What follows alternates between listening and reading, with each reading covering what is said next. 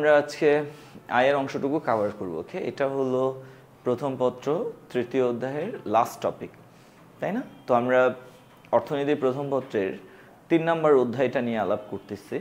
তো অধ্যায়টা হলো উৎপাদন, উৎপাদন ব্যয় এবং আয় নিয়ে। ওকে, তো আমরা যখন প্রকৃতি প্রদত্ত উপকরণগুলোর রূপগত উপযোগ তৈরি করি বা প্রক্রিয়াজাত করে মানুষের ব্যবহার উপযোগী হিসেবে গড়ে তুলি বা কোনো উপযোগ সৃষ্টি করি, এই কাজটাকে কি যেন বলে? উৎপাদন। তো উৎপাদন করতে গিয়ে আমরা বিভিন্ন রকমের উপকরণ ব্যবহার করি, তাই না? ওই উপকরণগুলো কখনোই ফ্রিতে পাওয়া যাবে না, উপকরণগুলোর জন্য আমাদেরকে ব্যয় করতে হয়। উৎপাদন কাজে নিয়োজিত স্থির উপকরণ, চলতি উপকরণ, সকল রকমের উপকরণ নিয়োগ করার জন্য, ব্যবহার করার জন্য আমরা যে ব্যয় করি সেটাকে বলা হয় কি স্যার? উৎপাদন ব্যয়। এবার আসো, তো বিভিন্ন উপকরণ নিয়োগ করার মাধ্যমে আমরা যে উপযোগ সৃষ্টি করলাম বা আমরা যে উৎপাদন করলাম, এই উৎপাদনটা হয়তো কোনো সেবা হইতে পারে অথবা কোনো দ্রব্য হতে পারে, রাইট? যেগুলো অ্যাবস্ট্রাক্ট, কোনো মানে আকৃতি নাই, ধরা যায় না, ছোঁয়া যায় না, পরিমাপ করা যায় না। যেমন ডক্টরের সেবা, চিকিৎসা, হ্যাঁ, একজন লয়ারের আইন সেবা, একজন টিচারের এই যে শিক্ষা সেবা, এগুলো হচ্ছে সব কি স্যার? সেবা। আর যেটা দেখা যায়, ধরা যায়, ছোঁয়া যায়, অ্যাবস্ট্রাক্ট না, ম্যাটেরিয়াল। যেমন ধরো বিস্কিট, অথবা ধরো ফার্নিচার, অথবা ধরো মেশিনারিজ, এগুলোকে আমরা বলি দ্রব্য। কি বলি? দ্রব্য। তাহলে আমরা এই যে পণ্য, মানে আমরা যে সেবা বা দ্রব্য উৎপাদন করলাম, এগুলোকে এক কথায় পণ্য বলে। হ্যাঁ, তো আমরা যে সেবা উৎপাদন করলাম বা যে দ্রব্য উৎপাদন করলাম বা আমরা যে সমস্ত পণ্য উৎপাদন করলাম, এই পণ্যগুলো বা এই উৎপাদিত পণ্যগুলো আমরা কি ফ্রিতে কাউকে দিব? না। তাহলে তার এটা অর্থনৈতিক কর্মকাণ্ড হলো না। তো আমরা এত উদ্যোগ, এত উদ্যম, এত উপকরণ, এত ব্যয়, এত পরিশ্রম, সব কিছুর মাধ্যমে যে পণ্য বা যে দ্রব্য বা সেবা উৎপাদন করলাম, এই পণ্য দ্রব্য সেবাগুলো আমরা যে আর্থিক মূল্যে ক্রেতার নিকট বা ভোক্তার নিকট হস্তান্তর করি, তাকেই বলা হয় কি? আয়। তাকেই কি বলা হয়? আয়। তাহলে আয়ের ধারণাটা কিন্তু উৎপাদকের দৃষ্টিকোণ থেকে। তো আমরা এখানে যারা আছি, যারা এই অধ্যায়টা পড়তেছি, আমরা নিজেদেরকে কি মনে করবো বলো তো? আমরা কি ক্রেতা, আমরা কি ভোক্তা, নাকি আমরা উৎপাদক? বলো, আমরা কি উৎপাদক? ওকে, তো আমরা নিজেদেরকে কি মনে করব?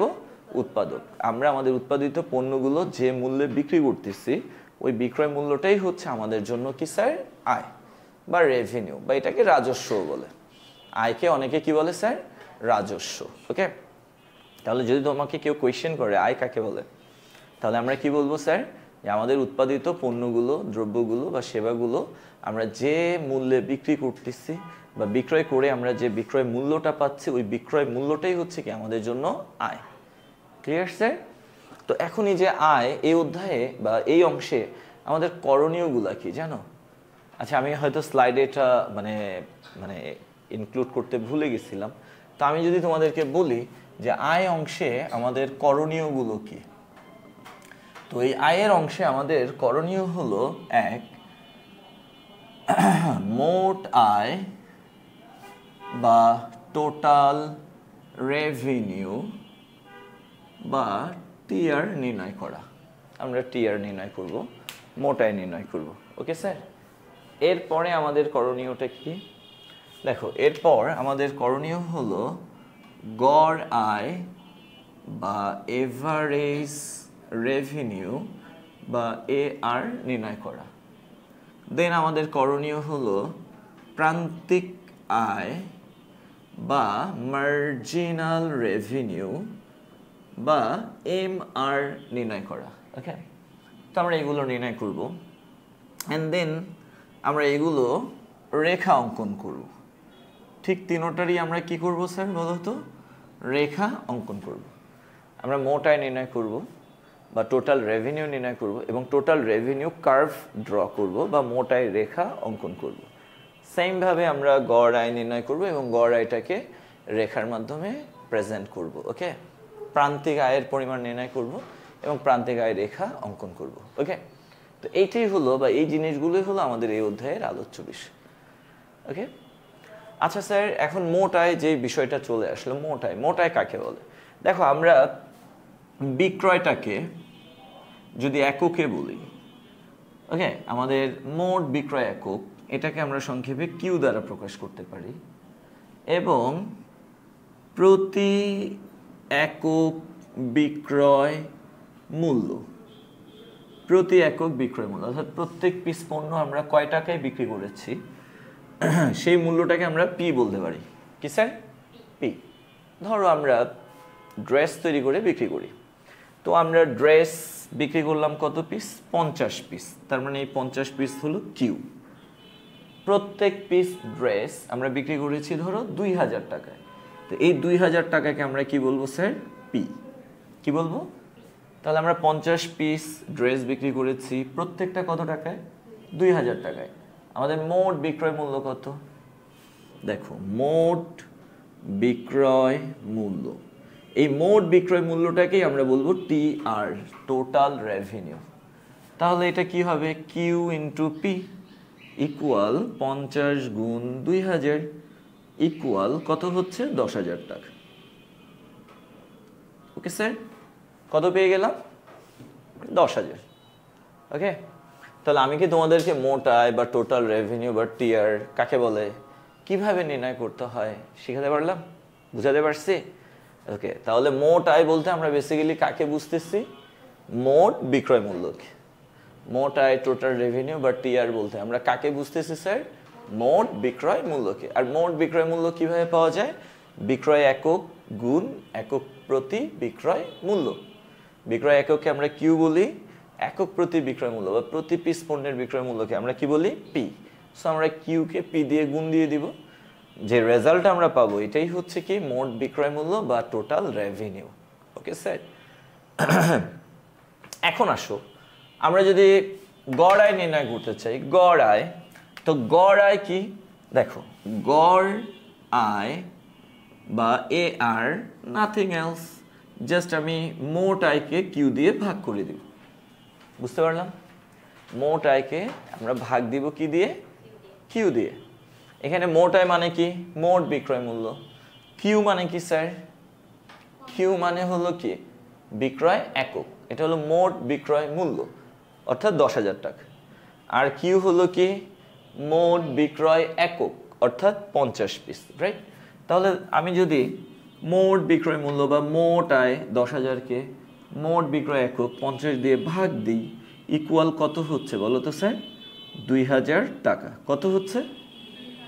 এখন একটা মজার ব্যাপার দেখো, তুমি যাকে পি বলতেছো, ওকে, ঠিক সেই হচ্ছে কি এয়ার, অলওয়েজ, সমস্ত পণ্যের জন্য। ওকে, আমরা যাকে পি বলি সেই কি এয়ার, অর্থাৎ পি মানে হলো কি? প্রতি পিস পণ্যের বিক্রয় মূল্য। এয়ার মানে কি? গড় আয়। তাহলে পি অ্যান্ড এয়ার এটা অলওয়েজ, অলওয়েজ, সবসময় এটাই। ওকে, সো যদি তোমার পি জানা থাকে, তোমার আলাদা করে এআর নির্ণয় করার দরকার আছে? নাই। কেন নাই? কারণ যদি তুমি এআর নির্ণয় করবা, দেখবা পি যা এআর তাই হবে।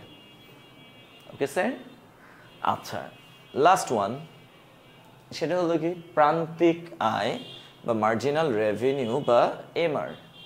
আচ্ছা, প্রান্তিক কথাটা মানে এটা অনেক বেশি ইউজড হয়, তাই না বলো? মানে আমরা অর্থনীতিতে এমন আমার মনে হয় খুব কমই ধারণা আছে যেখানে প্রান্তিক কথাটা আমরা ইউজ করি না। যেমন প্রান্তিক উৎপাদন, প্রান্তিক উপযোগ, প্রান্তিক আয়, প্রান্তিক ব্যয়, তাই না? আরও কি হতে পারে? আরও মানে প্রায় সকল ক্ষেত্রেই কি হয়? প্রান্তিক কথাটা ইউজ হয়, তাই না বলো? তো আমরা যদি প্রান্তিক আয়ের কথা বলি, দেখো প্রান্তিক আয় আমরা কিভাবে পাবো? এক পিস বাড়তি বিক্রয়ের জন্য আমি যদি এক পিস পণ্য বাড়তি বিক্রি করি, সেক্ষেত্রে আমার যে বাড়তি মোট আয় হবে সেটাই হচ্ছে কি প্রান্তিক আয়। প্রতি এক পিস বাড়তি বিক্রয়ের জন্য বা প্রতি এক পিস বিক্রয় বৃদ্ধি পাওয়ার জন্য আমার মোট আয় যতটুকু বেড়ে যাবে সেটাকেই আমরা কি বলবো স্যার? প্রান্তিক আয়। যেমন ধরো আমি যদি এখানে দেখাই কিউ, কিউ মানে কি? বিক্রয় একক। টিআর মানে কি? Total revenue. ওকে, আর আমরা এখানে কি দেখাতে চাচ্ছি? MR, marginal revenue. ধরো আমি এক পিস বিক্রি করলাম, আমার মোট আয় হলো কত টাকা? 100 টাকা। 2 পিস বিক্রি করলাম, আমার মোট আয় হলো 190 টাকা। 3 পিস বিক্রি করলাম, আমার মোট আয় হলো 240 টাকা। 4 পিস বিক্রি করলাম, আমার মোট আয় কত হলো? মোট আয় ধরো হলো 280 টাকা। ওকে, তো এখন দেখো আমরা আমাদের বিক্রয়টাকে বাড়াচ্ছি, রাইট? কয় পিস করে বাড়াচ্ছি? 1 পিস। তো বিক্রয় 1 পিস বৃদ্ধি পাচ্ছে বা 1 পিস করে বৃদ্ধি পাচ্ছে, ফলে আমার মোট আয়টাও কি হচ্ছে? বৃদ্ধি পাচ্ছে। 1 থেকে যখন 2 হলো, মোট আয় 100 থেকে বেড়ে 190 হলো, তার মানে এখানে কয় টাকা বেড়ে গেল? তার মানে আমরা বলতে পারি দ্বিতীয় পিস বিক্রয়ের প্রান্তিক আয় কত? 90 টাকা। আবার দেখো আমার 2 থেকে বিক্রয় বেড়ে 3 হলো, মোট আয় 190 থেকে বেড়ে 240 হলো, এখানে কত বাড়লো? 50। কত? তার মানে আমি বলতে পারি তৃতীয় পিস বিক্রয়ের প্রান্তিক আয় কত? 50। আবার দেখো 3 থেকে বেড়ে 4 হলো, এখানে 240 থেকে বেড়ে 280 হলো, তার মানে এখানে আমার চতুর্থ পিস বিক্রয়ের প্রান্তিক আয় কত হলো? 40 টাকা। আর প্রথম পিসেরটা কত হবে? 100 টাকাই হবে। তাহলে আমরা প্রান্তিক আয়ের ধারণাটা বুঝলাম। তাহলে আমরা যদি বিক্রয় 1 পিস করে বাড়াই, বা প্রতি 1 পিস বিক্রয় বৃদ্ধির কারণে আমার মোট আয় যতটুকু বেড়ে গেছে, যতটুকু চেঞ্জ হয়েছে, ওইটাই হলো কি? প্রান্তিক আয়। ক্লিয়ার? এই তার মানে এই কনসেপ্টগুলো একদম অ্যাজ ইউজুয়াল অন্যান্য কনসেপ্টের মতো। আমি যেমন মোট ব্যয়, গড় ব্যয়, প্রান্তিক ব্যয় যেভাবে পাচ্ছিলাম বা যেভাবে নির্ণয় করেছিলাম, সেমভাবেই আমরা কি করতেছি? মোট আয়, গড় আয়, প্রান্তিক আয় নির্ণয় করতেছি। তাহলে মোট আয় মানে কি? মোট আয় মানে হলো আমরা মোট বিক্রয় একককে বা মোট বিক্রয় একককে যদি একক প্রতি বিক্রয় মূল্য দিয়ে গুণ দিই, তাহলে যে মানটা পাবো ওই মানটাই হচ্ছে মোট বিক্রয় মূল্য বা মোট আয় বা টিআর। আবার টিআরকে বা মোট বিক্রয় মূল্য বা মোট আয়কে আমরা যদি বিক্রয় একক বা কিউ দিয়ে ভাগ দিই, তাহলে আমরা কি পাবো? এআর। এবং এআর মানে এখানে একটা বিশেষ তথ্য হলো অলওয়েজ এআর এবং P both will be equal. Always তুমি পূর্ণ প্রতিযোগিতামূলক বাজারে যাবা, দেখবা পি ইকুয়াল এআর। তুমি অপূর্ণ প্রতিযোগিতামূলক বাজারে যাবা, সেখানেও দেখবা কি? P equal AR. আমি কি বুঝাতে পারতেছে? আর 1 পিস বিক্রয় বৃদ্ধির জন্য আমার মোট আয় যতটুকু বেড়ে যাচ্ছে, সেটা হলো কি? প্রান্তিক আয়। ওকে, প্রতি 1 পিস বিক্রয় বৃদ্ধির জন্য যতটুকু মোট আয় বাড়তেছে, সেটাকে আমরা কি বলবো? প্রান্তিক আয়। এবার তো এই বিষয়গুলো তো বুঝলাম নাকি? এখন দেখো স্যার, আমরা এই অধ্যায়ে স্পেশাল একটা ইফেক্ট শিখবো। হ্যাঁ, মানে এই অংশে স্পেশাল একটা ইফেক্ট আমাদের দরকার হবে। আচ্ছা, অনেক সময় তোমাদেরকে আস্ক করতে পারে, এই যে তুমি যেই পণ্যটার বিক্রয় মূল্য বা মোট আয় বা গড় আয় বা প্রান্তিক আয় বলতেছো, এই পণ্যটা কোন বাজারের? এখানে কোয়েশ্চেন থাকতে পারে 4, এটা কোন ধরনের, মানে পণ্যটির বাজার কোন ধরনের। হ্যাঁ, এই প্রশ্নটা খুবই ইম্পর্টেন্ট একটা প্রশ্ন এই অধ্যায়, মানে এই পার্টের। হ্যাঁ, আয়ের পণ্যটি কোন বাজারের পণ্য বা পণ্যটির বাজার কোন ধরনের, পণ্যটির বাজার কোন ধরনের, পণ্যটির বাজার কোন ধরনের, এটা খুবই ইম্পর্টেন্ট একটা কোয়েশ্চেন এই পার্টের। হ্যাঁ, আমরা এখানে যারা আছি সবাই টিআর, এআর, এমআর নির্ণয় করতে পারবো এবং এগুলাকে গ্রাফিক্যালি প্রেজেন্টও করতে পারবো। একটু পরে আমরা প্র্যাকটিস করব, অনেক ইজি। কিন্তু কোন ধরনের বাজারের পণ্য এটা, বা তুমি যে পণ্যটাকে নিয়ে কথা বলতেছো, এই পণ্যটা কোন বাজারের পণ্য, এইটা মানে খুবই সহজ। বাট তোমাকে একটা জিনিস মাথায় রাখতে হবে, যে পণ্যটা কোন বাজারের পণ্য, তুমি যদি সে বিষয়ে কমেন্ট করতে চাও, তোমার 3টা ইনফরমেশন দরকার। কয়টা? 3টা। একটা ইনফরমেশন হলো কি? পি, আরেকটা ইনফরমেশন হলো এআর, আরেকটা ইনফরমেশন হলো এমআর। ওকে, 3টা ইনফরমেশন। তাহলে পণ্যটা কোন বাজারের পণ্য, আমরা এই বিষয়ে যদি মন্তব্য করতে চাই, আমাদের কয়টা ইনফরমেশন লাগবে? 3টা ইনফরমেশন লাগবে। একটা হলো পি, একটা হলো এআর, আরেকটা কি? এমআর। ওকে, তো আমরা কিন্তু জানি যে পি এবং এআর, দিস 2 এলিমেন্টস আর ইনগ্রেডিয়েন্টস আর অলওয়েজ ইকুয়াল। এটা অলওয়েজ ইকুয়াল, এই দুইটা। পি মানেই এআর, এআর মানেই কি? পি। ওকে, এখন যদি বিষয়টা এমন হয় যে এমআরটাও কি হয়ে গেছে? ইকুয়াল হয়ে গেছে, অর্থাৎ পি যা এআর তো তাই হবে, এমআরটাও যদি তাই হয়, তাহলে আমরা বলবো যে পণ্যটির বাজার হলো, পণ্যটির বাজার হলো পূর্ণ প্রতিযোগিতামূলক। কি স্যার? পূর্ণ প্রতিযোগিতামূলক।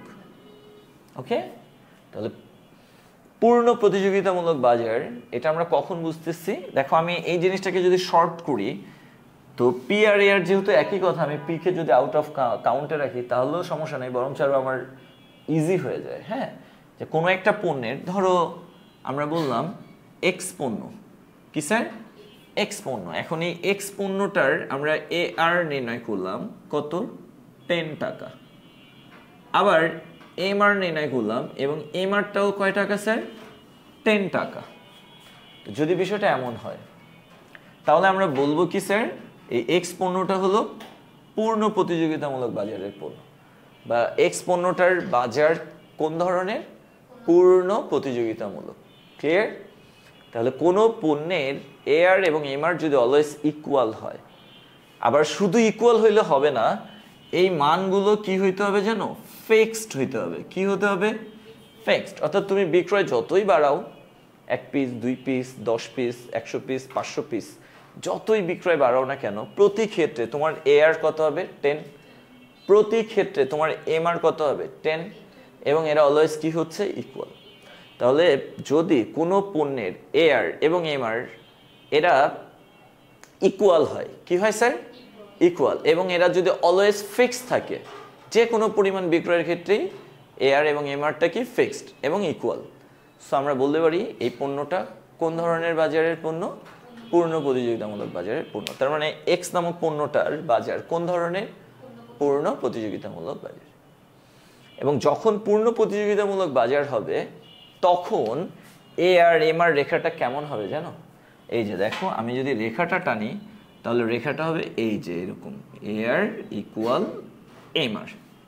এই রেখাটা এমন হবে। পূর্ণ প্রতিযোগিতামূলক বাজার চেনার উপায় হলো এ আর এবং এম আর ইকুয়াল হবে এবং রেখাটা ভূমি অক্ষের সমান্তরাল হবে। আচ্ছা দেখো, ও এক্স ও ওয়াই, এখানে আমরা কি দেখাচ্ছি? ধরো এখানে আমরা বিক্রয় দেখাচ্ছি, বিক্রয় একক, অর্থাৎ আমরা কিউ দেখাচ্ছি। আর এখানে আমরা কি দেখাচ্ছি? এ আর এবং এম আর কে দেখাচ্ছি, দাম। ওকে, আমরা এখানে দাম বা আয় কে দেখাচ্ছি। হ্যাঁ, ধরো আমি যখন 1 পিস পণ্য বিক্রি করি, তখন আমার এ আর কত? 10। ওকে, এ আর কত? 10। যখন আমি 2 পিস বিক্রয় করি, তখনও আমার এ আর কত? 10। যখন আমি 3 পিস বিক্রি করতেছি, তখনও আমার এ আর কত? 10। তাহলে 1 পিস বিক্রয় বা 2 পিস বিক্রয় বা 3 পিস বিক্রয়, সকল ক্ষেত্রে আমার এ আর কত? 10। তাহলে এখন আমি এই বিন্দুগুলো যোগ করলে কি পেয়ে গেলাম? বলো, কি পেয়ে গেলাম? এই রেখাটার নাম কি হবে? এ আর রেখা হয়ে যাবে না? আবার আসো, আমি যখন 1 পিস বিক্রি করি, তখন আমার এম আর কত? 10। 2 পিসের ক্ষেত্রে এম আর কত? 10। 3 পিসের ক্ষেত্রে এম আর কত? 10। এখন আমি রেখাগুলোকে মানে বিন্দুগুলো যোগ করলে যে রেখা, এই রেখাটাকে আমি কি এম আর বলতে পারি নাকি পারি না? তাহলে এই রেখাটাই হলো এ আর রেখা, এই সেম রেখাটাই আবার কি? এম আর রেখা। তো যেহেতু একই রেখাকে আমি এ আর এবং এম আর বলতেছি, তার মানে কি যে এ আর আর এম আরটা কি? ইকুয়াল, তাই না? আবার দেখো, তুমি বিক্রয় যতই বাড়াও, তোমার এ আর কি চেঞ্জ হচ্ছে না? Same, always 10। এম আর কি চেঞ্জ হচ্ছে না? Same, always 10। এবং এ আর এম আর কি? ইকুয়াল। তার মানে আমরা বলতে পারি এটা হলো কোন ধরনের বাজার? পূর্ণ প্রতিযোগিতামূলক বাজার। কোন ধরনের বাজার? পূর্ণ প্রতিযোগিতামূলক বাজার। তাহলে দেখো স্যার, যদি কোয়েশ্চেন করে যে টি আর নির্ণয় করো, এ আর নির্ণয় করো, এম আর নির্ণয় করো, ওকে, এবং এদেরকে গ্রাফিক্যালি প্রেজেন্ট করো, এবং পণ্যটার বাজার কোন ধরনের সে সম্পর্কে মন্তব্য করো, করা যাবে নাকি যাবে না? অনেক সহজ, তাই না? আচ্ছা ধরো আমি এখানটা একটু দেখাই, পি ইকুয়াল এ আর তো অলওয়েজ হবেই, এটা তো মাস্ট বি, কিন্তু নট ইকুয়াল এম আর। যদি এমন হয় বিষয়টা, এটা তো অবশ্যই হবে, বাট এম আরটা কি নট ইকুয়াল। বা আমরা যদি সংক্ষেপে বলি এ are not equal M R, তাহলে বলো তো এই বাজারটা কোন ধরনের বাজারকে নির্দেশ করতেছে? অপূর্ণ প্রতিযোগিতামূলক বাজার, রাইট? অপূর্ণ প্রতিযোগিতামূলক বাজার। ধরো আমরা ওয়াই পণ্য নিয়ে কথা বলতেছি। কি পণ্য? ওয়াই পণ্যের এয়ার আমরা ধরো পেলাম, ধরো ওয়াই পণ্যের এয়ার যখন 10, ওকে, তখন এমআর কত? 9। ধরো যখন এটা 8 তখন এটা কত? 7। ধরো এটা যখন 5 এটা তখন 3। ওকে, তো এখানে দেখো এক্স পণ্যের এয়ার অলওয়েজ কি ছিল? 10। এমআর অলওয়েজ কত? 10। তাহলে অলওয়েজ এয়ার এমআর কি? ইকুয়াল, এবং এটা কি? ফিক্স। সো এটা পূর্ণ প্রতিযোগিতামূলক। কিন্তু দেখো এখানে আমি যখন বিক্রয় বাড়াচ্ছি, ধরো আমার বিক্রয় যখন 1 একক, তখন এমআর আর এআর কি ইকুয়াল? নো। আমি যখন 1 পিস বিক্রি করছি তখন এআর 10, এমআর কত? 9। আবার যখন 2 পিস বিক্রি করেছি তখন এআর কত? 8, এমআর কত? 7। যখন আমি 3 পিস বিক্রি করেছি তখন এআর কত? 5, এমআর কত? 3। তাহলে আমরা যত বিক্রয় বাড়াচ্ছি, বিক্রয় বাড়ানোর কারণে আমার এআর আর এমআরটা কি হচ্ছে? কমে যাচ্ছে। তারপর প্রথম কথা হলো এআর ফিক্স না, ক্রমহ্রাসমান। এমআরটাও কি? ফিক্স না, ক্রমহ্রাসমান। দ্বিতীয় কথা হলো এআর এবং এমআর নট ইকুয়াল। এআর এবং এমআর কি? Not equal. তাহলে যদি বিষয়টা এমন হয় কোনো একটা পণ্যের বিক্রয় বাড়ানোর সাথে সাথে এআর এবং এমআর ক্রমহ্রাসমান হয় এবং এরা নট ইকুয়াল হয়, তখন আমরা বুঝবো পণ্যটার বাজার কোন ধরনের? অপূর্ণ প্রতিযোগিতামূলক। ওকে, তো এই ক্ষেত্রে আমি যদি গ্রাফিক্যাল প্রেজেন্ট করি, ধরো ও এক্স ও ওয়াই, ওকে, তো এখানে আমি 1 পিস পণ্য বিক্রি করেছি, এটা হলো কিউ মানে বিক্রয়, আর এখানে আমি এআর বা এমআর কে দেখাচ্ছি, রাইট? এআর বা এমআর। দেখো বিক্রয় যখন 1, 2 এবং 3, আমি 3 পিস বিক্রি করেছি। তো ফার্স্টে আমরা এআর রেখা আঁকি। ওকে, ধরো এখানে আমি লিখলাম 1, 2, 3, 4, 5, 6, 7, 8, 9, 10। ওকে, 1, 2, 3, 4, 5, 6, 7, 8, 9, 10, এখানে 10। হ্যাঁ, তো যখন আমি 1 পিস বিক্রি করেছি তখন এআর কত? 10। এই যে এই জায়গা, এই বিন্দুটা। যখন আমি 2 পিস বিক্রি করেছি, ধরো এখানে 10ই ছিল। আচ্ছা, যখন আমি 2 পিস বিক্রি করেছি তখন কত? 8, এই বিন্দুটা নাকি? আচ্ছা, যখন আমি 3 পিস বিক্রি করেছি তখন কত? 5, এই বিন্দুটা। তো আমি যদি এই বিন্দুগুলোকে এখন যোগ করি, ধরো এইখানটাই ধরলাম, এই বিন্দুটা। হ্যাঁ, তো এই এটা হলো কি রেখা? এআর রেখা।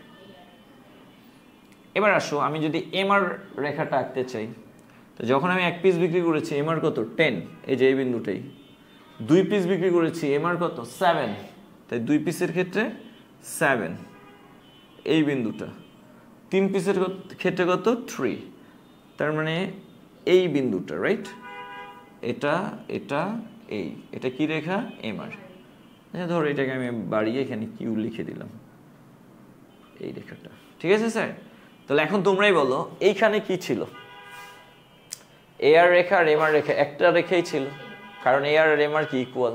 সো যা এআর তাই কি? এমআর। যেটা এআর রেখা সেটাই কি? এমআর রেখা। এবং আমি বিক্রয় যতই বাড়াইছি, এআর কি চেঞ্জ হয়েছে না অলওয়েজ 10 ছিল? যতই আমি বিক্রয় বাড়িয়েছি এমআর কি চেঞ্জ হয়েছে না 10ই ছিল? তাহলে এআর এবং এমআর ইকুয়াল ছিল এবং এরা অলওয়েজ ফিক্সড ছিল এবং একই রেখার মধ্যে এরা অবস্থান করছে এবং রেখাটা ভূমি অক্ষে সমান্তরাল। তার মানে যখনই তুমি এই চিত্রটা দেখবা বুঝতে পারলা এটা কোন ধরনের বাজারকে প্রেজেন্ট করতেছে, কোন ধরনের বাজারকে রিপ্রেজেন্ট করে? এটা পূর্ণ প্রতিযোগিতামূলক বাজারকে। আর যখন তুমি এই চিত্রটা দেখতেছো তখন তুমি কি বুঝলা? যে এখানে আমার এআর রেখাটা আর এমআর রেখাটা ভিন্ন, তার মানে এআর নট ইকুয়াল এমআর। দ্বিতীয় কথা হলো এআরটা কি? ক্রমহ্রাসমান, কারণ বিক্রয় বাড়ার সাথে সাথে এআর কমে যাচ্ছে। এমআর রেখাটাও ক্রমহ্রাসমান, কেন? বিক্রয় বাড়ার সাথে সাথে এমআরটাও কমে যাচ্ছে। তাহলে AR and MR not equal, আবার AR and MR not fixed. ইকুয়ালও না এরা, আবার এরা ফিক্সডও না, যা কাকে নির্দেশ করে? অপূর্ণ প্রতিযোগিতামূলক বাজারকে নির্দেশ করে।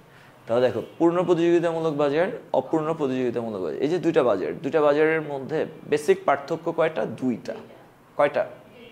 এক নম্বর পার্থক্য, পূর্ণ প্রতিযোগিতামূলক বাজারে এআর এবং এমআর ফিক্সড, বাট অপূর্ণ প্রতিযোগিতামূলক বাজারে এআর এবং এমআর নট ফিক্সড। ওকে, অর্থাৎ পূর্ণ প্রতিযোগিতামূলক বাজারে আমি বিক্রয় যতই বাড়াই যতই কমাই এআর এবং এমআর অলওয়েজ সেম থাকবে, বাট অপূর্ণ প্রতিযোগিতামূলক বাজারে বিক্রয় বাড়ানোর সাথে সাথে এআর এবং এমআর কমতে থাকবে।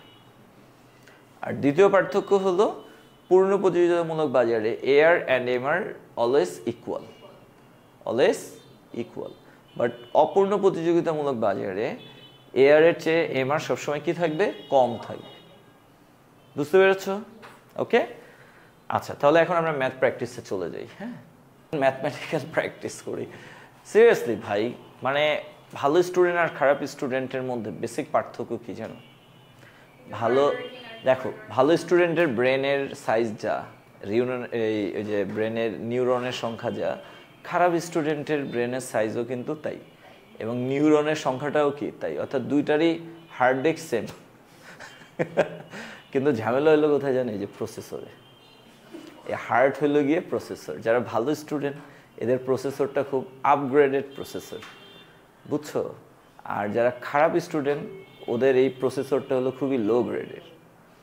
যে যত মনোযোগী, যে যত মানে কি বলে অ্যাম্বিশাস, দেখবা তার ব্রেন তত ভালো কাজ করে। কেন? কারণ এই যে মনোযোগ, অ্যাম্বিশন, সিরিয়াসনেস, হ্যাঁ, এই জিনিসগুলো কিন্তু ব্রেনের বিষয় না, এগুলো হার্টের বিষয়। বলে না যে আমার মন ভালো নাই, মন মানেই তো হার্ট, রাইট? তো যার মন যত বেশি অ্যাক্টিভ তার ব্রেন তত অ্যাক্টিভ, আর যার মন যত মানে ফালতু জিনিস দিয়ে ভরা তার ব্রেন তত ডাম। তো ওই ভালো আর খারাপ স্টুডেন্টের বেসিক পার্থক্য এই জায়গাটায়, যে মন থেকে চায় আমি ভালো করব, তার ব্রেন কখনোই তার জন্য বার্ডেন হয় না। আর যে মন থেকেই চায় না আমি ভালো কিছু করি, দেখবা অলওয়েজ সে তার ব্রেনকে দোষ দিতে থাকে। হুদাই বেচারার কিন্তু কোনো ভূমিকাই নেই, ও একটা স্টোরেজ। তুমি পড়বা না, তোমার ব্রেনে ঢুকবেটা কি? তুমি শুনবা না, তোমার ব্রেনে ঢুকবেটা কি? তুমি চেষ্টা করবা না, তোমার ব্রেনে ঢুকবেটা কি? তোমার প্রেম করতে ভাল লাগে, হ্যাঁ, তোমার গসিপ করতে ভাল লাগে, তোমার বাং মারতে ভাল লাগে, তো ব্রেনে তো ওইগুলাই আবর্জনা ঢুকতেছে। ব্রেন স্টোর করতেছে কি? যত রকমের দুনিয়ার আবর্জনা আছে তা। হ্যাঁ, এইগুলা করেও যারা ভালো করে, এই ভালোটা আবার হলো টেম্পোরার ভালো। ওই টেম্পোরারি ভালো করে তো লাভ নেই। এইগুলা করে কেউ জীবনও কোনোদিন ওই ঢাকা ভার্সিটিতে বা বিইউপিতে চান্স পাবে না। এ প্লাস পাওয়া অনেক সহজ। বাংলাদেশে ধরো প্রতি বছর ভাই, বাংলাদেশের প্রতি বছর দেখো, আমি জাস্ট তোমাদেরকে বলি, বাংলাদেশে পার ইয়ার ধরো 10 to 12 লাখ স্টুডেন্ট এইচএসসি দেয়। এই 10 লাখ বা 12 লাখ স্টুডেন্টের প্রত্যেকটা স্টুডেন্টই যদি 100% মনোযোগের সাথে চেষ্টা করে, সবাই এ প্লাস পেতে পারে নাকি পারে না? পারে, পসিবল। কিন্তু 10 লাখের 10 লাখ 100% কেন, আরও বেশি পার্সেন্ট 24 ঘন্টার 24 ঘন্টাই যদি দিনরাত পড়াশোনা করে, তারা কি ঢাকা ভার্সিটিতে চান্স পাবে? কারণ ঢাকা ভার্সিটিতে কি এই 12 লাখ সিট আছে, 10 লাখ সিট আছে? নাই। তাহলে দেখো এ প্লাস পাওয়া কিন্তু অনেক ইজি, বাট ঢাবিতে চান্স পাওয়া তত ইজি না, বা বিইউপিতে তো আরও সিট কম, আরও বাজে অবস্থা। তাহলে ওইখানে কি চান্স পাওয়া সম্ভব না। তাহলে যে চেষ্টা করবে সেই কিন্তু এ প্লাস পাবে, বাট যেই চেষ্টা করবে সেই কিন্তু ঢাবিতে চান্স পাবে না, সেই কিন্তু বিইউপিতে চান্স পাবে না। অবভিয়াসলি এটা পাবলিক ইউনিভার্সিটি। বিইউপি হলো তোমার পাবলিক খরচে টোটালি প্রাইভেট ভাই, সরি মানে হ্যাঁ, পাবলিক খরচে টোটালি প্রাইভেট ভাই। তুমি ওই যে ব্র্যাক নর্থ সাউথে যেই ভাইবটা পাবা, সেম ভাইবটাই তুমি বিইউপিতে পাচ্ছ, বাট পাবলিক খরচ, এই আর কি। ওকে, আর ঢাবির আইবি এর প্রস্তুতি আর বিইউপির অ্যাডমিশন প্রস্তুতিটা প্রায় সিমিলার। তোমাকে ম্যাথ, ইংলিশ, জিকে এগুলো তো অনেক ভালো হইতে হবে, অ্যানালজি, অ্যানালিটিক্যাল অ্যাবিলিটি, এগুলো ক্রিটিক্যাল রিজনিং, এগুলো। আচ্ছা, তো এই যে বিষয়টা, এখন যারা আজকে আসলো না, ধরো আগামী ক্লাসে আমি প্র্যাকটিস করাচ্ছি, বলো তো, ও কি এগুলো বুঝবে? বুঝবে? ও তো রেখা দেখে, আমি তো এই রেখাটা তুমি দেখলি বলো স্যার এটা তো পুনর্প্রতিযোগিতামূলক, আর ওর মাথায় তো ঠাডা পড়বে, কিরে ভাই কেমনে কি হইলো, ওটা পুনর্প্রতিযোগিতামূলক, এটা অপূর্ণপ্রতিযোগিতামূলক, কেমনে হইলো? ও তো ধরতেই পারবে না, তাই না বলো? তারপরে এটা একদম সিম্পল একটা বিষয়, যে মনোযোগের সাথে রেগুলার ক্লাস করবে, বাসায় টুকটাক করবে, ও কখনোই বাজে স্টুডেন্ট, ডাম্প স্টুডেন্ট থাকবে না। ওকে, আর কিছু পলিসি আছে, এটা মেনটেন করতে হয়, এই আর কি। ওকে স্যার, চলো আমরা ম্যাথ প্র্যাকটিস করি।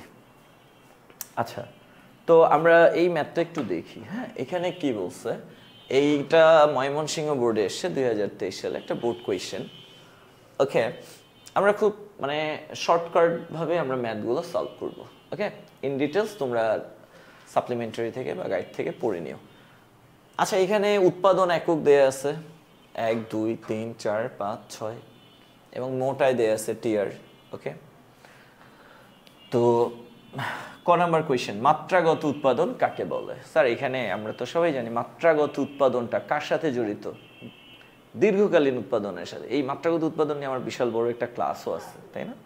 আচ্ছা, ওইটা দেখে নিও। তারপর আমি জাস্ট বলি, আমরা স্বল্পকালীন সময়ের জন্য উৎপাদন করতে পারি, আবার দীর্ঘকালীন সময়ের জন্য উৎপাদন করতে পারি। তো দীর্ঘকালীন সময়ের উৎপাদনটার প্রান্তিক উৎপাদন আমি যদি এক্সপ্লেইন করতে চাই, তাহলে আমরা কাকে ব্যবহার করব বলো তো? মাত্রাগত উৎপাদনের ধারণাটাকে ব্যবহার করব। আমরা কি বলতে পারি মাত্রাগত উৎপাদনের এক্সপ্লেনেশনে? সেটা হলো যে উৎপাদনের উপকরণ সমূহকে একটি নির্দিষ্ট হারে কি করা হবে? বাড়ানো হবে, ফলে উৎপাদনও কি বাড়বে। তো এই যে উৎপাদনের উপকরণগুলোর নির্দিষ্ট মাত্রায় পরিবর্তনের ফলে উৎপাদনের যে পরিবর্তন ঘটে বা মোট উৎপাদনের যে পরিবর্তন ঘটে, তার অনুপাতটাকে বলা হয় কি? মাত্রাগত উৎপাদন। এখন যদি অনুপাতটা হয় 1, এটা হলো স্থির মাত্রাগত উৎপাদন। অনুপাতটা যদি হয় 1-এর তুলনায় বেশি, এটা হবে কি? একক অপেক্ষা অধিক বা ক্রমবর্ধমান মাত্রাগত উৎপাদন। আর যদি অনুপাতটা হয় 1-এর চেয়ে কম, এটাকে আমরা বলবো কি? ক্রমহ্রাসমান মাত্রাগত উৎপাদন। ওকে, আচ্ছা, খ, সর্বদাই এসি গ্রেটার দেন এভিসি হয় কেন? আচ্ছা, এটা কিন্তু জোস একটা কোয়েশ্চেন। হ্যাঁ, যদিও আমরা আয় নিয়ে আলাপ করতেছি, বাট এই গর্ধবগুলো ব্যয়কে ঢুকাই দিছে। তার মানে এখানে কোয়েশ্চেনটাকে কি করা হয়েছে বলো তো? মিক্সড করা হয়েছে, অর্থাৎ আয়ের অংশ ব্যয়ের অংশকে মিক্সড কম্বাইন করে তোমার প্রশ্নটা আসছে। যেমন মাত্রাগত উৎপাদন, এটা উৎপাদনের পার্ট থেকে, আর এসি গ্রেটার দেন এভিসি কেন? এটা কিন্তু ব্যয়ের পার্ট থেকে। গ আর ঘ হলো কার থেকে? আয়ের পার্ট থেকে। তার মানে উৎপাদন ব্যয় এবং আয় তিনোটা পার্টকে এখানে কম্পাইল করা হয়েছে। হ্যাঁ, তো স্যার আচ্ছা, তোমরা কি বলতে পারবে এসি কেন অলওয়েজ এভিসির চেয়ে বড় হয়? Why AC is greater than ABC? দেখো, একটা বিষয় বলে, আমরা টিসি মানে কি? Total cost. আমরা টিসি কিভাবে পাই বলো? টিসি কিভাবে পাওয়া যায়? এসি প্লাস, বা আমি যদি বলি এভিসি প্লাস এএফসি। ভুল বলছি বলো? টিসি বের করার নিয়ম কি, এটা না? আচ্ছা, টিসি আরেকভাবে পাওয়া যায়। টিসি ইকুয়াল কি? সরি, আমি দুঃখিত। টিসি না, সরি, আমি বলবো এসির কথা। এসি আমরা কিভাবে পাই? ABC plus AFC. যেমন আমরা যদি শর্টকাট ভাবে বের করি, তাহলে টিসিকে কিউ দিয়ে ভাগ দিলে কি পাওয়া যায়? এসি, তাই না? এখন অথবা আমরা কিন্তু এটাও বলতে পারি, টিসির জায়গায় টিসিকে আমরা কিভাবে পাই? FC plus VC divided by Q. এটা বলতে পারি, এটা টিসি ভাগ কিউ। টিসি মানে কি? এফসি প্লাস ভিসি, তাই না? Fixed cost plus variable cost by Q. And fixed কস্টকে আমি যদি কিউ দিয়ে ভাগ দিই, তাহলে আমি কি পাবো? এএফসি। আর ভিসিকে আমি যদি কিউ দিয়ে ভাগ দিই, কি পাবো? এভিসি। অথবা আমরা কিন্তু এটাও বলতে পারি যে এসি কিভাবে পাওয়া যায়? এফসি ভাগ কিউ মানে কি? এএফসি প্লাস ভিসি ভাগ কিউ মানে কি? এভিসি। বুঝতেছি স্যার? আমি যেটা বুঝাতে চাচ্ছি তোমরা কি বুঝতেছো? তাহলে এসি দেখছো আমরা কয়ভাবে পেলাম? যাইভাবেই পাই, জিনিস কিন্তু একটাই, মেইন হলো টিসি ভাগ কিউ। টিসিকে যদি আমি ভাঙি, আমি কি পাবো? FC plus VC divided by Q. এখন এফসি কে কিউ দিয়ে ভাগ দিলে কি পাওয়া যায়? এএফসি। ভিসি কে কিউ দিয়ে ভাগ দিলে কি পাওয়া যায়, এভিসি। ক্লিয়ার? বুঝছো সবাই? তাহলে দেখো, আমি যদি এই পুরো ইকুয়েশনটাকে কনসাইজ করি, AC equal AFC plus ABC. বুঝছো নাকি বুঝো নাই? বুঝছো নাকি বুঝো নাই? এটা বুঝছো? আচ্ছা এটা বলো তো দীর্ঘকাল না স্বল্পকাল? এটা কি বলো? স্বল্প মেয়াদি উৎপাদন ব্যয়। এটা স্বল্প মেয়াদি উৎপাদন না? কেন? কারণ ফিক্সড কস্ট আছে। তা স্বল্প মেয়াদি উৎপাদনের ক্ষেত্রে তুমি বলো এসি ইকুয়াল এভিসি, এটা কি তুমি বলতে পারো? বলো, বলতে পারো? হ্যাঁ, স্বল্পকালীন উৎপাদনের ক্ষেত্রে আমি কি বলতে পারি যে এসি ইকুয়াল এভিসি? নো, এটা কখনোই বলা যাবে না। কেন যাবে না? কারণ এসি ইকুয়াল এভিসি না, AC equal AFC plus ABC. এখন ধরো এভিসি হলো 20 টাকা, এএফসি হলো 5 টাকা, তাহলে এসি কয় টাকা? 25 টাকা। তাহলে এখন তুমি কি বলতে পারো যে 25 ইকুয়াল 20? এটা যদি আমি বলি, আমাকে এখনই ধরে কোথায় পাঠাবে বলো? পাগলা গারদে। 25 ইকুয়াল 20, স্যার কি পাগল হয়ে গেছে মনে হয়, তাই না? তার মানে আমি যদি বলি এসি কত 25, এভিসি কত 20, তার মানে আমি ইকুয়াল বলতে পারবো না, এটা বলা যাবে না। বাট আমি যদি বলি 25 গ্রেটার দেন 20, অর্থাৎ এসি গ্রেটার দেন এভিসি, বলো ভুল হবে না সঠিক? তাহলে এটা সঠিক না ভুল? আমি অনেক ভালো বুঝাই না, বলো? আচ্ছা, তাহলে এই বিষয়টা সর্বদা এসি গ্রেটার দেন এবিসি হয় কেন? কারণ হলো স্বল্পকালীন উৎপাদনের ক্ষেত্রে আমাদের মোট উৎপাদন ব্যয়ের মধ্যে ফিক্সড কস্ট এবং এভারেজ কস্ট দুইটাই থাকে। সো আমরা এভারেজ ফিক্সড কস্ট এবং এভারেজ ভ্যারিয়েবল কস্টকে যদি যোগ করি বা আমি এদের সামেশন নির্ণয় করি, তাহলে আমি এসি পাবো, অর্থাৎ এভারেজ কস্ট পাবো। তো যেহেতু average cost is the summation of average fixed cost and average variable cost, that's why AC is always greater than AVC. বুঝছো? যেহেতু গড় ব্যয় হচ্ছে গড় স্থির ব্যয় এবং গড় পরিবর্তনশীল ব্যয়ের সমষ্টি, সে কারণে অলওয়েজ গড় ব্যয়টা কি হবে? গড় পরিবর্তনশীল ব্যয়ের চেয়ে বেশি হবে। জি বলেন, কিছু বলবো না? ওকে, গ কি বলছে? আচ্ছা, উদ্দীপকের আলোকে মোট আয় রেখা অঙ্কন করো। মোট আয় রেখা অঙ্কন করা কি কোনো ব্যাপার বলো? আচ্ছা, আমরা যদি মোট আয় রেখা আঁকতে চাই, আমরা এই যে মানে বিক্রয়গুলোকে আমরা কোথায় রাখবো? ভূমি অক্ষে। আর মোট আয়কে কোথায় রাখবো? লম্ব অক্ষে। তাহলে আমরা কি পেয়ে যাব? মোট আয় রেখা পেয়ে যাব, তাই না? পার্থক্য কত করে নেব? আচ্ছা, আমি এখানে তোমাদেরকে দেখাই। ও এক্স ও ওয়াই, এখানে হলো কি উৎপাদন একক, রাইট? এটা হলো উৎপাদন একক। আর এখানে আমরা কি লিখবো বলো তো? মোট আয়। মোট আয়, তাই না? টিআর হলো। আচ্ছা, এখন আমাদের উৎপাদন তো এক এক করে আসছে, সো আমরা ওইভাবেই আঁকি। 1 2 3 4 5 6, 1 2 3 4 5 6 হলো।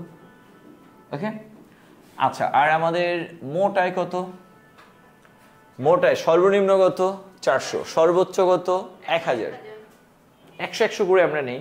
ওকে, আচ্ছা, ধরো 100 200 300 400 500 600 700 800 900, এখানে আমরা 1000 ধরলাম। ওকে, 100 200 300 400 500 600 700 800 900 1000। আমরা অলওয়েজ সিম্পল ইজি করার চেষ্টা করব। হ্যাঁ, অনেকে আছে ধরো 200 400 600 800 1000 এভাবেও ধরতে পারো ইচ্ছা। বাট তুমি এটা তোমার কমন সেন্সকে কাজে লাগাবা, যে আমি কিভাবে স্কেলিং করলে আমার পয়েন্টগুলো ফাইন্ড আউট করাটা ইজি হবে। ওকে, অনেকে আছে অনেক বেশি মনে করো এক্সক্লুড করে ফেলে, আবার অনেকে আছে অনেক বেশি ইনক্লুড করে ফেলে। ওই উভয় ক্ষেত্রেই প্রবলেম হয়। সো অলওয়েজ কি বলে ওটাকে, তুমি মধ্যম পন্থাটা ব্যবহার করবা যাতে তুমি ইজিয়েস্ট ওয়েতে চিত্রটা ড্র করতে পারো। আচ্ছা তাহলে যখন 1 তখন কত 400। আচ্ছা করে দেই তো। 400 যখন 2 তখন বলো কত, 2 তখন কত 700 এই বিন্দুটা। যখন 3 তখন কত বলো 900। আচ্ছা 900 আমার হয়তো একুরেট হচ্ছে না, বাট তোমাদেরকে একুরেটলি লিখতে হবে। যখন 4 তখন কত বলো, 4 যখন তখন হচ্ছে 1000। কি ভাই ব্যাকগ্রাউন্ড মিউজিক কে বাজাচ্ছে? হ্যাঁ মানে যে আমি পড়াচ্ছি আর পিছন থেকে ব্যাকগ্রাউন্ড মিউজিক দিচ্ছি। আচ্ছা যখন 5 তখনও কত স্যার 1000। যখন 6 তখন কত 900। এই যে তখন হচ্ছে কত 900। আচ্ছা স্যার আমরা এখন যদি পয়েন্টগুলোকে নামকরণ করি, ধরো এটা বি, এটা হচ্ছে সি, এটা হলো ডি, এটা হলো ই আর এটা হলো এফ। ওকে এবার আমরা পয়েন্টগুলোকে যোগ করি। এটা এটা এটা এটা এটা এটা এবার একটু নিচে দিয়ে দিই টিআর। এই হলো টিআর রেখা। হ্যাঁ এখন যদি তোমাকে বলে টিআর রেখা অঙ্কন করো এবং এটার আকৃতি সম্পর্কে মন্তব্য করো, তাহলে আমরা কি দেখতে পাচ্ছি? দেখো টিআর রেখার আকৃতিটাকে আমরা 3টা সেগমেন্টে ভাগ করতে পারি। যেমন তুমি এ থেকে ডি পর্যন্ত যদি দেখো তাহলে এটা কিন্তু ডান দিকে ঊর্ধ্বগামী, তার মানে আমার বিক্রয় বাড়ার সাথে সাথে টিআর বা টোটাল রেভিনিউ বাড়তেছে। ওকে তুমি যদি ডি এবং ই এই অংশটুকু দেখো যে এখানে আমার বিক্রয় 4 থেকে 5 অর্থাৎ বিক্রয় বাড়ছে, বাট টিআরটা কি ফিক্সড হয়ে গেছে ভূমি অক্ষে সমান্তরাল। আবার যদি তুমি 5-6 দেখো ই আর এফ বিন্দুটা, এখানে বিক্রয় বাড়ছে বাট টিআরটা কি হয়েছে কমে গেছে ডান দিকে নিম্নগামী। তার মানে আমাদের টিআর রেখাটা প্রথম দিকে কি বা প্রথম পর্যায়ে ডান দিকে ঊর্ধ্বগামী, এরপরে কি ভূমি অক্ষে সমান্তরাল, এরপরে কি ডান দিকে নিম্নগামী। অর্থাৎ টিআর বা মোট আয় প্রথমে কি ক্রমবর্ধমান, এরপরে কি সমানুপাতিক, এরপরে কি ক্রমহ্রাসমান। বুঝতে পারছি? সমানুপাতিক বলতে স্থির আর কি। প্রথমে ক্রমবর্ধমান, এরপরে কি টিআরটা স্থির, তারপরে কি ক্রমহ্রাসমান। ক্লিয়ার? এই আচ্ছা এবার ঘ দেখো, ঘ বলছে উদ্দীপকের আলোকে এ আর ও এম আর রেখা অঙ্কন করো এবং এদের মধ্যে সম্পর্ক দেখাও। তোমাকে এ আর এবং এম আর রেখা অঙ্কন করতে হবে। স্যার এ আর এম আর রেখা যদি আঁকতে চাও ফার্স্টে কি করতে হবে? এ আর নির্ণয় করতে হবে, এম আর নির্ণয় করতে হবে, এরপরে তো তোমাকে রেখা আঁকতে হবে, তাই না? এরপরে আবার সম্পর্ক ব্যাখ্যা করতে হবে। আচ্ছা এ আর এম আর এই দুইটা দিয়ে আমরা বা এই দুইটার সম্পর্ককে এক্সপ্লেইনের মাধ্যমে বা এই দুইটার রিলেশনশিপের মাধ্যমে আমরা কি যেন এক্সপ্লেইন করতে পারি? পণ্যটির বাজার কোন ধরনের, রাইট? হ্যাঁ যে যদি এ আর এবং এম আর ইকুয়াল হয় তার মানে এটা কোন বাজার? পণ্যটার বাজার কোন ধরনের?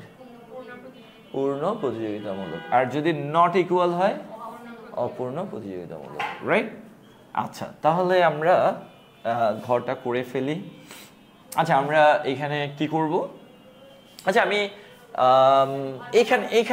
এইখানেই আমি করে দিই, হ্যাঁ টাইম বাঁচানোর জন্য। ধরো আমরা এটা এখন কি করতেছি ঘ, তাহলে ফার্স্টে আমরা এ আর নির্ণয় করব, তাই না বলো? এ আর তোমরা এইভাবে ছকটা এঁকে নিবা।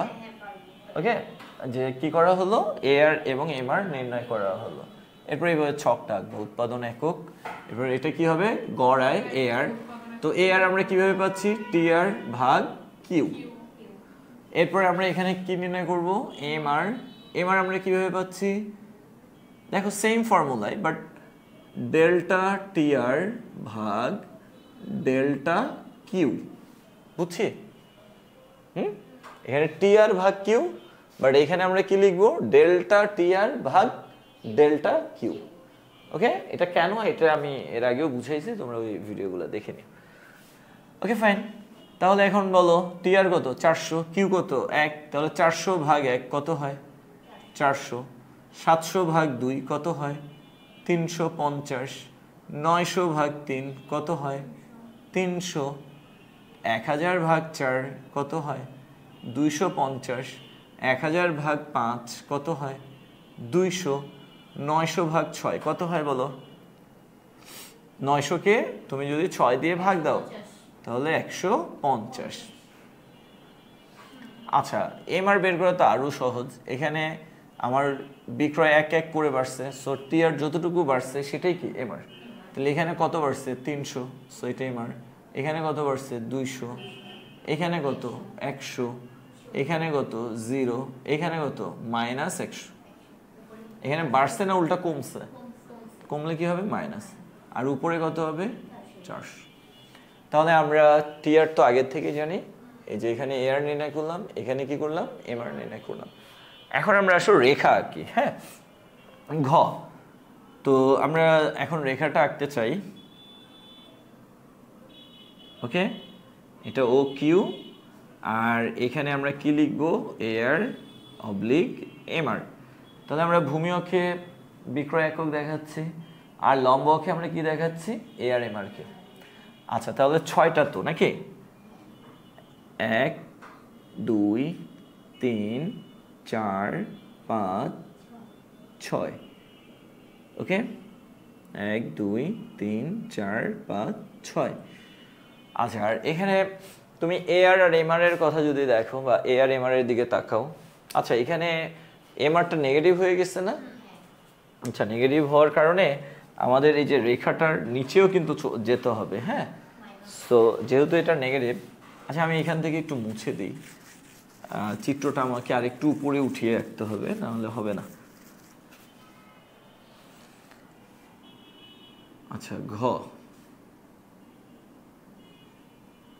ধর আমি এইখান থেকে নিলাম, এইটা হলো 0 পয়েন্ট। হ্যাঁ তাহলে 1 2 3 4 5 6, এটা হলো কিউ।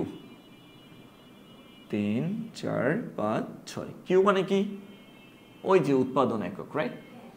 আর এটা কি এআর বা এমআর, এখানেও সেম এআর বা এমআর। ওকে লম্ব অক্ষে। তো এখন আমরা যদি দেখি এআর সর্বোচ্চ কত, এআর 400, এমআরও সর্বোচ্চ কত 400, তার মানে আমরা এখানে সর্বোচ্চ 400 যাব। হ্যাঁ আমরা 100 100 করে নিব না 50 করে নিব? আমি 50 নিই। ওকে 50, সবাই ফাঁকিবাজ আল্লাহ। 50 100, তারপরে কত হবে বলো 150, 200, 250, 300, 350, 400। এটা করার পিছনে রিজন হলো আমি যেন অ্যাপ্রোপ্রিয়েটলি বা আরও সহজভাবে পাই। হ্যাঁ 8টা ঘর আঁকাই যায়, 4টা ঘর আঁকা অনেক ইজি, বাট 8টা ঘর আঁকলে যে অনেক কঠিন হবে বিষয়টা এমন না। 50 100 150 200 250 300 350 400। Okay sir. আচ্ছা নিচে আমি 50 100 150, এটা হলো -50 -100 -150, একটু গেলাম। হ্যাঁ যেহেতু আমাদের কি আছে -100 আছে। ওকে এবার আমরা ফার্স্টে কি আঁকবো বলো তো এআর। ওকে আবার এআর এমআর একসাথে আঁকতে যেও না, একটা একটা করে আগে আমরা এআর আঁকি। হ্যাঁ তো এআর এর দিকে, আচ্ছা চলো আমরা যদি এআর আঁকি তাহলে যখন এক তখন কত বলো 400, এটা। আচ্ছা আমার এটা তো নাগিন নাগিন টাইপের হয়, তোমরা কিন্তু একদম সোজা করো। যখন 2 তখন কত 350। দেখছো আমি কেন 50 করে নিচ্ছি, পয়েন্টগুলো যেন সহজে পাওয়া যায়। যখন 3 তখন কত 300। ওকে যখন 4 তখনও কত, সরি 250। আচ্ছা এটা যখন 5 200,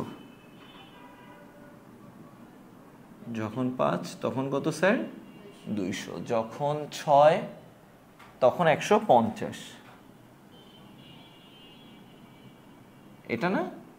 ওকে তো আমরা এই যে বিন্দুগুলো পেলাম, এবার এটা এটা এটা এটা এটা একটু নিচে নামিয়ে দিই। এটা কি রেখা? এয়ার।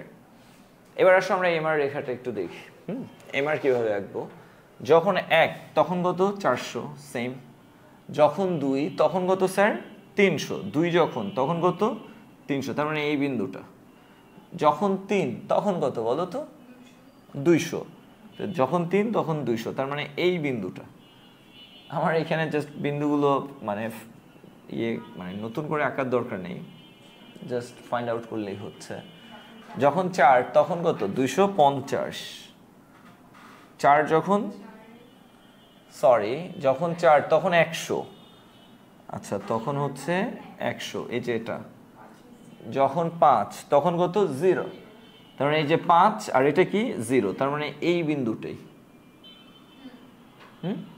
আর যখন 6 তখন কত? -100। তখন আর উপরে যাচ্ছে না, তখন যাচ্ছে কোথায়? এই যে নিচে যাচ্ছে, এই বিন্দুটা। ওকে, এবার আমরা আসো যোগ করি। এটার সাথে এটা এটা এটা এটা এটা, এবার একটু নিচে নিয়ে গেলাম। এটা কি রেখা? এমআর রেখা। বুঝা গেল? আচ্ছা, তাহলে আমাদের ঘতে কি বললো? উদ্দীপকের আলোকে এআর রেখা ও এমআর রেখা অঙ্কন করো। আমরা কি করতে পারলাম? তাহলে ভূমি অক্ষে কি? উৎপাদন বা বিক্রয় একক, আর লম্ব অক্ষে গড় আয়কে উপস্থাপন করে সংমিশ্রণ বিন্দুগুলো সংযোগ করে যে রেখা আঁকা হয় সেটা হলো এআর রেখা। আর ভূমি অক্ষে বিক্রয় একক, লম্ব অক্ষে প্রান্তিক আয়কে উপস্থাপন করে সংমিশ্রণ বিন্দুগুলো সংযোগ করে যে রেখা আঁকা হয় সেটার নাম এমআর রেখা। ওকে, এবার বললো এআর ও এমআর রেখা অঙ্কন করো, এদের মধ্যে সম্পর্ক দেখো। এখন আমরা সম্পর্ক দেখাইতে পারবো, রিলেশনশিপটা এক্সপ্লেইন করতে পারবো। কিভাবে পারবো? আমরা দেখতেছি চিত্রে এআর কি? ক্রমবর্ধমান, অর্থাৎ বিক্রয়ের পরিমাণ বৃদ্ধির ফলে এআরটা ক্রমান্বয়ে কমে যাচ্ছে, ফলে এআর রেখাটা কি? ক্রমহ্রাসমান বা ডান দিকে নিম্নগামী। ঠিক অনুরূপভাবে বিক্রয়ের পরিমাণ যত বৃদ্ধি করা হচ্ছে এমআরটা হ্রাস পাচ্ছে, সো এমআর রেখাটাও কি? ডান দিকে নিম্নগামী। যখন আমাদের বিক্রয় 6 একক, কত? 6 একক, তখন এআরটা সর্বনিম্ন কিন্তু পজিটিভ, এমআরটাও সর্বনিম্ন কিন্তু নেগেটিভ। যখন বিক্রয় 5 একক তখন আমাদের এমআর কি? 0, তখনও আমাদের এআরটা কি? পজিটিভ। বুঝতে পারছি? তাহলে আমরা যখন বিক্রয়ের পরিমাণ বাড়াচ্ছি তখন এআরটা ক্রমান্বয়ে কমতেছে, ফলে এআর রেখা কি? ক্রমহ্রাসমান বা ডান দিকে নিম্নগামী। এমআরও কমতেছে, ফলে এমআর রেখাটাও কি? ক্রমহ্রাসমান বা ডান দিকে নিম্নগামী। যখন বিক্রয় 5 একক তখন এমআর 0, কিন্তু এআর তখনও পজিটিভ। 5 এককের বেশি যখন আমি বা 5 এককের পরেও যখন আমি বিক্রয় বাড়ালাম, অর্থাৎ এমআর যখন 0 এর পরেও যখন আমি বিক্রয় বাড়াচ্ছি তখন আমার এমআরটা কি হয়ে গেছে? নেগেটিভ। ফলে এটা কি হয়ে গেছে? মানে এমআর রেখাটা নেগেটিভ, ঋণাত্মক হয়ে গেছে, তখনও পর্যন্ত আমার এআরটা কি? পজিটিভ। এবং বোঝা গেল যে অলওয়েজ এআর এমআর এর চেয়ে বেশি, যে কারণে এআর রেখাটা এমআর রেখার উপরে অবস্থান করতেছে। বা আমি যদি এইভাবে বলি, যে কোনো বিক্রয় মাত্রায় এআর এর চেয়ে এমআরটা কি? কম, দ্যাটস ওয়াই এআর এর চেয়ে এমআর রেখাটা কি? নিচে অবস্থান করতেছে। হ্যাঁ, এখন যদি তোমাকে এখানে প্রশ্ন করে সম্পর্ক দেখাও, ধরো এটা একটু এক্সপ্লেইন, মানে এটাকে একটু বাড়িয়ে দিল, এবং পণ্যটির বাজার কোন ধরনের মন্তব্য করো। ধরো এখানে, ধরো আমি এটাকে একটু ইনক্লুড করলাম, প্রশ্নটাকে একটু এক্সটেন্ড করলাম। হ্যাঁ, তাহলে এআর রেখা এমআর রেখা অঙ্কন করো। আমরা কি করলাম? এআর রেখা এবং এমআর রেখার সম্পর্ক ব্যাখ্যা করলাম। এখন বললো কি? পণ্যটির বাজার সম্পর্কে মন্তব্য করো। তাহলে আমরা যে পণ্যটাকে নিয়ে এতক্ষণ মানে আলাপ আলোচনা করলাম, অ্যানালাইসিস করলাম, এই পণ্যটা কোন ধরনের বাজারের পণ্য, বা এই পণ্যটার বাজারটা কোন ধরনের? এটা কি পূর্ণ প্রতিযোগিতামূলক বাজারের না অপূর্ণ প্রতিযোগিতামূলক বাজারের পণ্য? দেখো এখানে এআর আর এমআর রেখা কি সেম? নো, তার মানে এআর নট ইকুয়াল এমআর। এবং এআরটা কি ফিক্সড? নো, এআরটা কি ক্রমহ্রাসমান, এই কারণেই তো রেখাটা ডান দিকে নিম্নগামী হয়েছে। এমআর কি ফিক্সড না, এমআরও কি ক্রমহ্রাসমান, এই কারণে এমআর রেখাটাও কি হয়েছে ডান দিকে নিম্নগামী। তাহলে দেখো এআর এবং এমআর নট ফিক্সড, এবং এআর এবং এমআর কি নট ইকুয়াল, এবং দুইটা রেখা ভিন্ন। তাহলে আমরা বলতে পারি যে পণ্যটার বাজার হচ্ছে অপূর্ণ প্রতিযোগিতামূলক, বা এই পণ্যটা হলো অপূর্ণ প্রতিযোগিতামূলক বাজারের পণ্য। আচ্ছা এবার বলো তো এই পণ্যটা কি হইতে পারে, কি হইতে পারে? হ্যাঁ, একটা নাম যদি দিতে চাও এই পণ্যটার, কি হবে নামটা? একজ্যাক্ট না হোক, মানে এই এত মানে থিওরির সাথে আমরা কি বলে যে মানে মিল রেখে বা সঙ্গতিপূর্ণভাবে এই পণ্যটাকে কি বলতে পারি? আচ্ছা এই পণ্যটাকে আমরা কি চাল বলতে পারি? এটাকে বলা যাবে না, কারণ চাল হচ্ছে একটা পূর্ণ প্রতিযোগিতামূলক গুড। তাহলে এটা এই পণ্যটা কিন্তু নিত্য প্রয়োজনীয় পণ্য না, কারণ নিত্য প্রয়োজনীয় পণ্যের বাজারটা সাধারণত কি হয়? পূর্ণ প্রতিযোগিতামূলক হয়।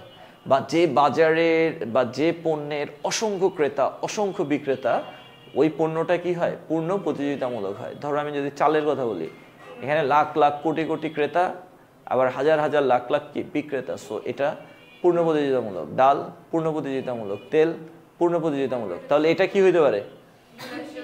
বিলাসজাত দ্রব্য, যেমন আইফোন, এটা কিন্তু পূর্ণ প্রতিযোগিতামূলক বাজারের পণ্য না। আইফোনের বাজারটা কি? অপূর্ণ প্রতিযোগিতামূলক। হ্যাঁ, মিল অমিল দুইটাই দেখাবো। আচ্ছা স্যার বুঝতে পারছো?